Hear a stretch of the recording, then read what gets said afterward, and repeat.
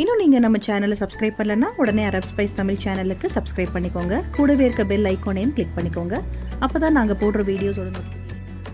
Hello friends, welcome back to Arab spice Tamil channel. இன்றைக்கி நம்ம சேனலில் ரொம்ப ஈஸியான ரெசிபி தான் வெண்டைக்காய் பொரியல்.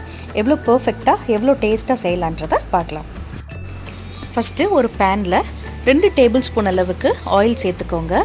ஆயில் கொஞ்சம் சூடானதுக்கப்புறமா ஒரு அரை டீஸ்பூன் அளவுக்கு கடுகு சேர்த்துக்கலாம். கடுகு கொஞ்சம் உடஞ்சிருச்சு. அதுக்கப்புறம் ஒரு டீஸ்பூன் அளவுக்கு உளுந்து சேர்த்துக்கோங்க. வெண்டைக்காய் பொரியல் செய்யும்போது உளுந்து கொஞ்சம் கூட சேர்த்திங்கன்னா வெண்டைக்காயோடு சாப்பிடும்போது டேஸ்ட் ரொம்ப நல்லாயிருக்கும்.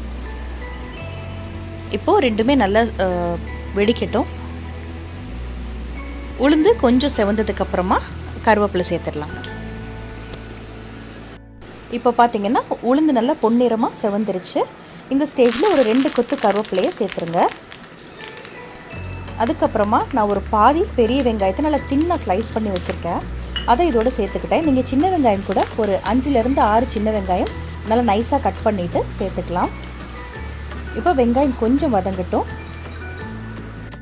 இப்போ பாருங்கள், வெங்காயம் ஓரளவுக்கு வதங்கிடுச்சு. இப்போ நான் ஒரு 1/4 கிலோ வெண்டைக்காவை நல்லா கட் பண்ணிவிட்டு இந்த சைஸில் நறுக்கி வச்சுருக்கேன். வெண்டைக்காவை நல்லா வாஷ் பண்ணதுக்கப்புறமா ஒரு நல்ல துணியில் தொடச்சி அந்த ஈரம் இல்லாமல் எடுத்துருங்க. சுத்தமாக ஈரம் இருக்கக்கூடாது. அதுக்கப்புறமா வெண்டைக்காவை கட் பண்ணுங்கள். இப்படி நீங்கள் கட் பண்ணிங்கன்னா நம்ம வெண்டைக்காய் செய்யும் போது அந்த வலுவலுன்னு அந்த வரவே வராது கொஞ்சம் கூட. இப்போ பாருங்கள், கொஞ்சம் கூட வலுவலுப்பே இல்லை பாருங்கள். நல்லா ட்ரையாக இருக்குது வெண்டைக்காய். இப்போது நம்ம வெண்டைக்காய் சேர்த்துட்டோம். சிம்மில் வச்சு ஒரு நிமிஷம் மூடி போட்டுருங்க. அதுக்கப்புறமா நம்ம மசாலா ஐட்டம்லாம் சேர்த்துடலாம். இப்போ கொஞ்சம் வதங்கியிருக்கு. இந்த ஸ்டேஜில் நம்ம மசாலா எல்லாம் சேர்த்துடலாங்க.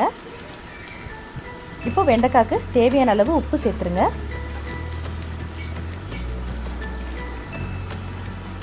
அதுக்கப்புறம் கொஞ்சமாக மஞ்சள்தூள் ஆட் பண்ணிக்கோங்க. அதுக்கப்புறமா உங்கள் காரத்துக்கு ஏற்ற மாதிரி சில்லி பவுடர் ஆட் பண்ணிக்கோங்க. நீங்கள் வெண்டைக்காய் நீங்கள் தாளிக்கும் போது 2 பச்சை மிளகா கூட ஆட் பண்ணிக்கலாம். காரம் ஜாஸ்தி வேணான்னா நான் ஆட் பண்ணல, வேணும்னா நீங்கள் ஆட் பண்ணிக்கலாம் பச்சை மிளகா.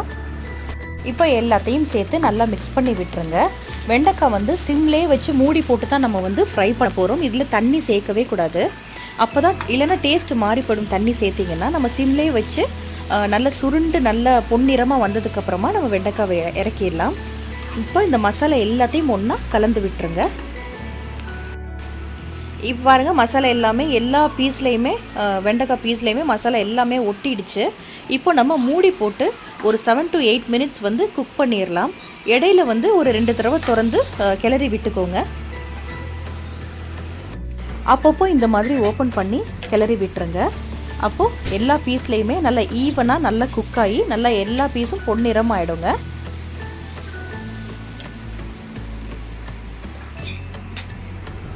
பார்த்திங்கன்னா வெண்டைக்காய் நல்லா வதங்கிடுச்சு, வெந்துருச்சு கூட. இந்த ஸ்டேஜில் கூட நம்ம ஆஃப் பண்ணிடலாம். ஆனால் இன்னும் கொஞ்சம் சுருண்டு வரட்டும்.